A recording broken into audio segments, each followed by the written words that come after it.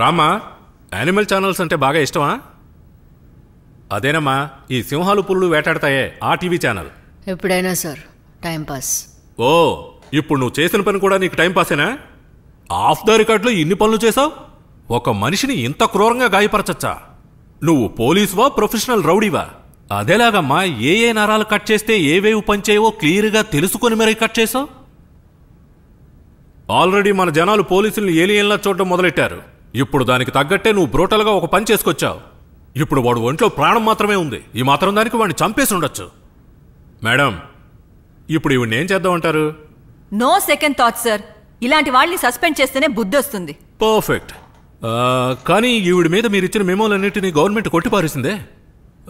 మీరు కోరుకున్నది ఏది జరగదనిపిస్తోంది. సార్, పర్సనల్ గా ఆవిడకి అగేన్స్ట్ గా నాకు ఏ మోటివ్ లేదు. Can you please stay out side?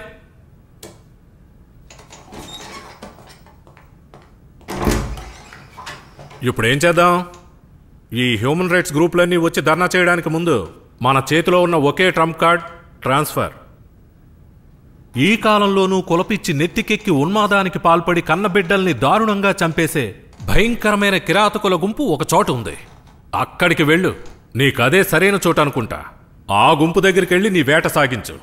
Order వస్తుంది, వెళ్ళి జాయిన్ అవ్వు. You can leave now.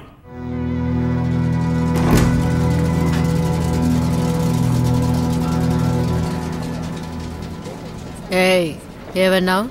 ఏనుగు నడిచేటప్పుడు 4 చీమలు చావడం విదా. ఒకే ఒక చలి చీమ ఏనుగు చెవిలోకి వెళితే దానికి పిచ్చెక్కుతుందని నీకు తెలియదేమో. పో, లేదా నీకు అదే గతి పడుతుంది. పో, దీనికి ఓ మెమో ఇచ్చి నీ బ్రోకర్ ఉద్యోగం కంటిన్యూ చేయి. పోవే.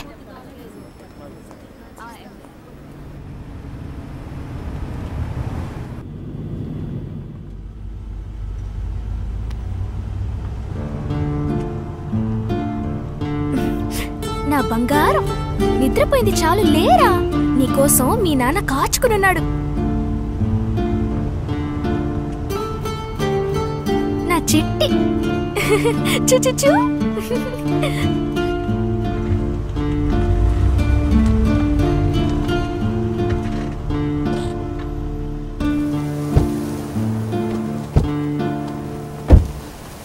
ప్రభు, విన్నావుగా? ఇప్పుడు కూడా మనం నిజం చెప్పి తీరాలంటావా? తప్పకుండా. ఫ్యూచర్లో వాళ్ళిద్దరి జీవితాలు బాగుండాలంటే చెప్పి తీరాలి. నేను వెళ్ళి వాడితో చెప్తాను, నువ్వు తనతో నాజుగా చెప్పు. కావాలంటే నీ కాళ్ళు పట్టుకుంటాను.